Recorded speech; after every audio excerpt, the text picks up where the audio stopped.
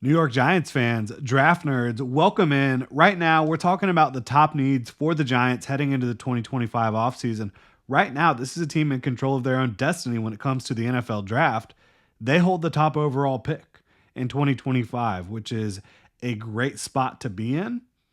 We're going to talk about all the needs, how they could potentially address them, and look, plenty of needs here. There's no question about it. Plenty of cap space as well to go along with the first overall pick in the draft and all the draft capital that they do have. Plenty of cap space to attack those needs. According to overthecap.com, the Giants have projected $57 million in cap space. They could also clear the way with a few moves here and there to get even more cap space. But that'll be plenty of money to attack some needs to improve this football team. What's going to be so fascinating about this is who's making decisions. Is Joe Shane still there? Is Brian Daboll still there? We have no idea how this is going to play out in New York. And so to really say they should make this move at this spot from a personnel standpoint, free agency or the draft, first you need to know who's making decisions, and we just don't know that. But we do know the biggest needs that this football team will have entering the 2025 offseason. So we're going to dive into that here today. Really appreciate y'all tuning in. If you enjoy the content here, draft talk, roster building, all that good stuff, you are in the right place. Rogue Football, please like and subscribe. Let me know what you think about the Giants' top needs and how they might be able to fill them in the comment section below. One thing I do have to say, I have a philosophy of, best player available in most situations, right? Very few caveats to that, but I don't think you go reaching, right? I also think you have to consider the support that you're offering a player at a specific position when you draft them, especially with a highly valued draft pick, which kind of leads us into this discussion about quarterback, which is the Giants' top need, but they have many needs, certainly. The Daniel Jones situation, we all know what happened there. They need a quarterback.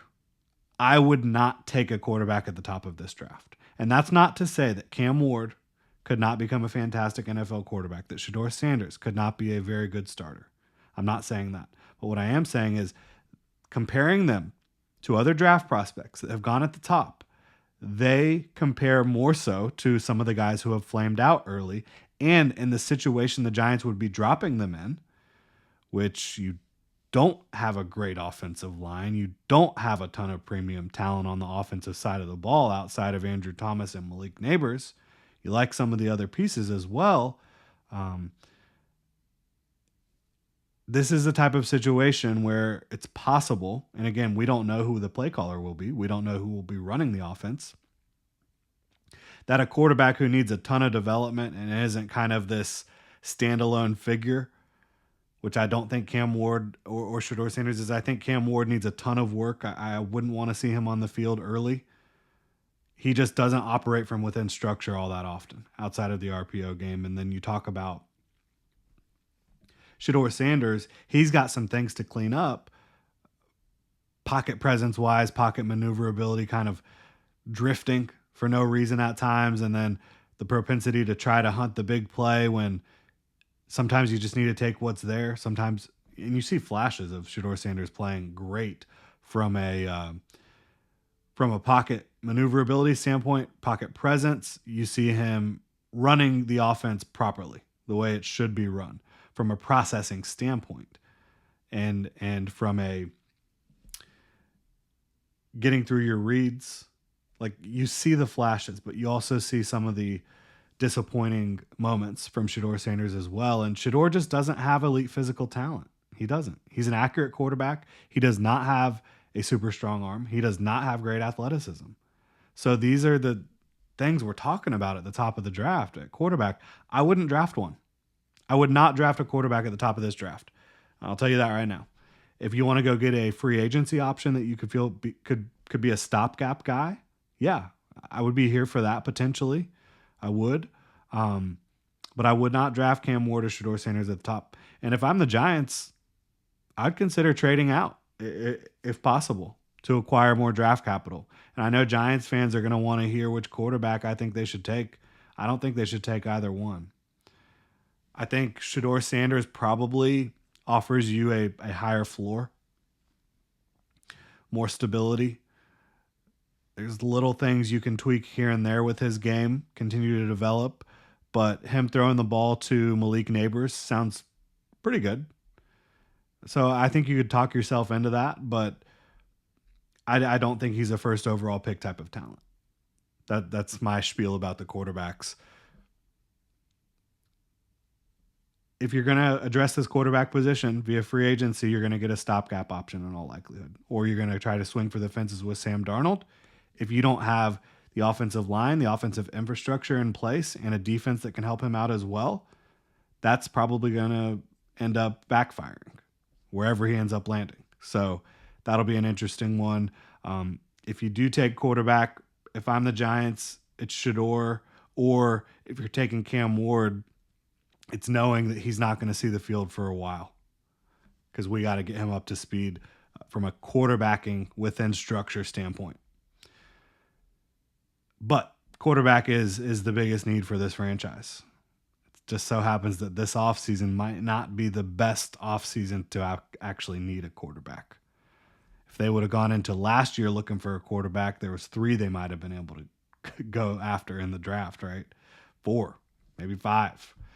But it is what it is. Timing is everything. The Giants also need outside cornerback help, in my opinion. Obviously, Drew Phillips, I think, is a player that they can feel good about, but he's been playing more in the slot.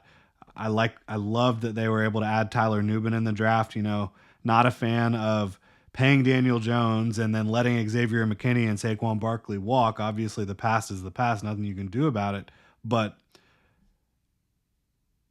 the way they were able to replace Xavier McKinney with Tyler Nubin, who I was a huge fan of in the draft last year, if you're losing talent, at least you're replacing it properly. So I think you can look at that and be excited, but you need an outside corners. Deonte Banks has been a disappointment so far, quite frankly, and I was fairly high on him in the draft. He's a talented guy, had good tape coming out of Maryland, good athlete, good size, all that stuff, but it doesn't look like it's worked out so far. So you need some cornerback help, outside cornerback. There's no question about that. And this could be a very good cycle offseason to go address cornerback multiple times. You could go in free agency and maybe get a Charvarius Ward. DJ Reed is in your city right now, playing in your building. Maybe you bring him over.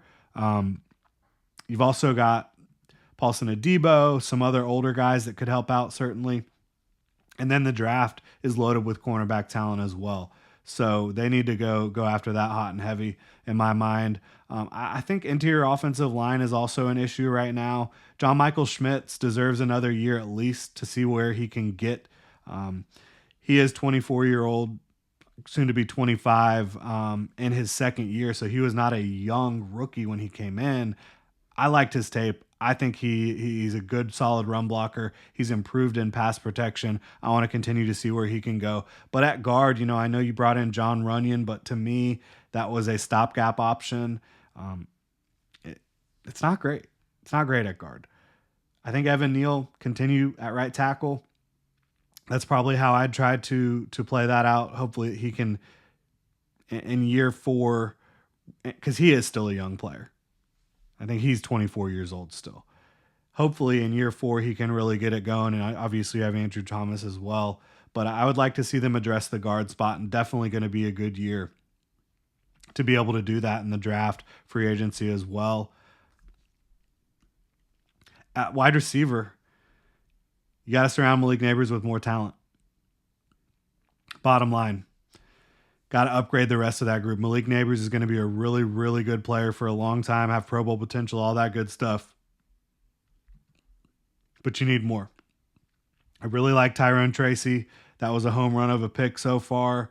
But Darius Slayton's set to be a free agent. Jalen Hyatt hasn't done it. Wandale, you know what you've got there. It's not like incredible. So in my mind, they've got to address that spot. And when talking about the offensive line, I know they added Jermaine Illuminor, who's a pretty good player, and he can fill in right tackle. I mean, he's been playing left tackle. He can play guard or tackle for you, and that's a fine option, but I still think you go and address the interior of that offensive line. Maybe even get a tackle of the future, kind of if one falls into your lap at a spot in the draft that you feel comfortable with. Create some more depth and competition behind what you have on the offensive line right now. But that's the top needs. I think you could also look at linebacker. I think you could get better at safety next to Tyler Nubin. I think you could add more running back talent as well. You look at Theo Johnson at tight end. I like him. I like the talent he brings to the table. He wouldn't be preventing me necessarily from continuing to add talent there. And I know you've got Bellinger and Dulcich and Manhertz, but there's not a whole lot of players on this team that should be preventing you from adding more talent at their position, right? That's kind of how I view it. Now, when you talk about the defensive front, love Brian Burns.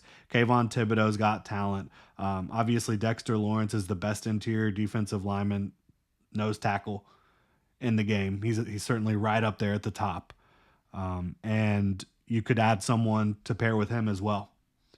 So a lot of different ways the Giants could go. I'm excited to see what they do, starting with how they handle coaching and front office, and then going into free agency, and then going into the draft. It's going to be a pivotal offseason for this franchise to kind of get things going back in the right direction. However they plan to do that will be fascinating. So really appreciate y'all tuning in. If you enjoy the content here, please like and subscribe. Let me know what you think about the Giants in the comment section below, how they should attack this offseason, and y'all have a good one.